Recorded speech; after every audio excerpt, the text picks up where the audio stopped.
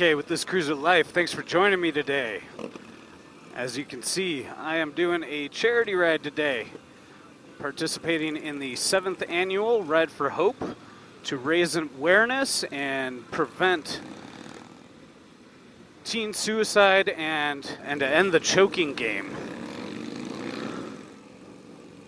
I think common sense tells us all that the choking game is a bad thing, but about 1,000 kids die every year as a result of the choking game. And in fact, that number is likely larger. Often these deaths are categorized as suicides.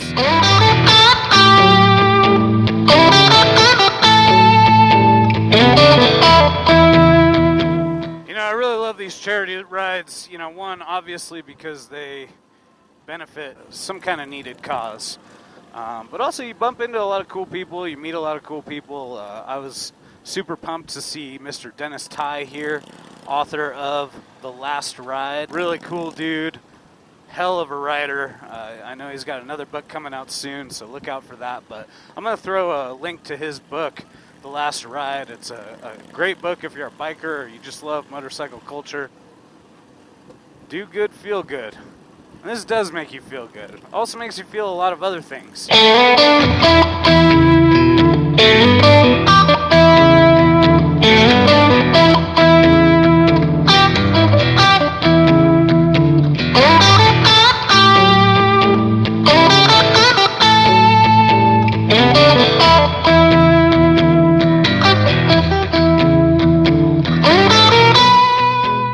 This is also a ride to raise awareness for teen suicide. Here's what I can tell you. There's hope. I've had my moments where I got caught up in that unknown. Rightly so. I've had days where I didn't know where my next meal was coming from. I've had days where I thought, I don't know how to be without this person who's left me. I'm talking about breakups, that kind of thing. I've thought, why don't the people who are supposed to understand me understand me? And you know what? Over time, it all works out. It really does. I've said this in the past. I'm not a religious guy. I do think I'm a reasonable guy.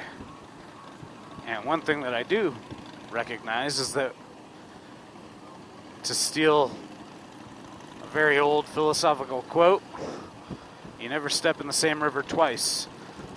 The universe, the world, our lives are in constant flux. They're in a constant state of change. If you hang on to hope, change will come. That's a guarantee. Sometimes it's up, sometimes it's down. Not all change is good, but the odds are in your favor.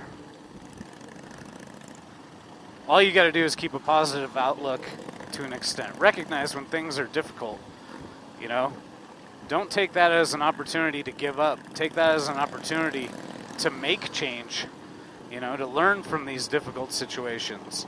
Figure out, how can I be a better person as a result of this? There is no such thing as good without the bad. And learning how to navigate through that and to wait it out and to learn from it, I do believe that that's key. If you can learn to embrace it and roll with it, roll with the punches, you're stronger for it, that's for sure. But I can tell you what, the end result is never leaving your loved ones behind suffering. I've lost a few people to suicide in my life. I can tell you, I still have no answers and I never will. So I'm doing a lot of preaching for a guy who claims to not be a religious dude. And I'm doing it because I think it's important. Take it or leave it.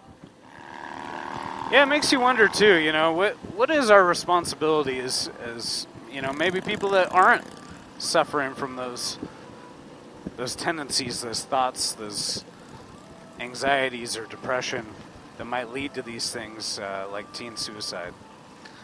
I can tell you what, America has been up in arms for a number of years now about bullies.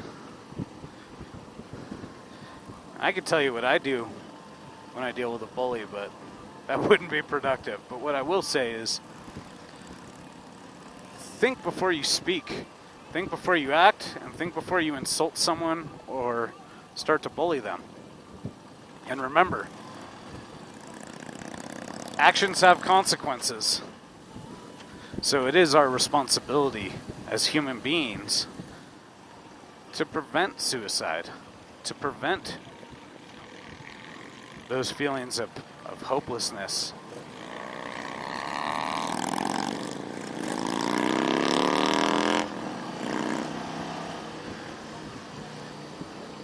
And that doesn't mean you got to go out and proactively tell people, like, hey, don't do these things. That does mean be a freaking good person. And if you're a parent, teach your kids to be a good person and to understand empathy and to live by it and to know that we should always be kind, because you never know what kind of battle that person is fighting. That was another stolen line, but it's one of my favorites. Be kind, we're all fighting a hard battle that you know nothing about.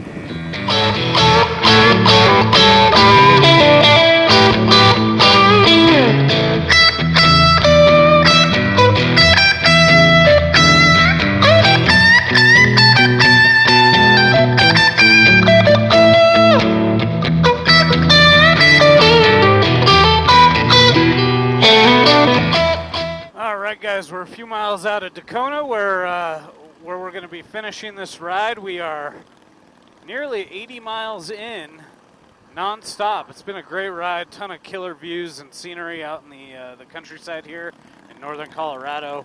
Looking forward to this after party. Let's go check it out.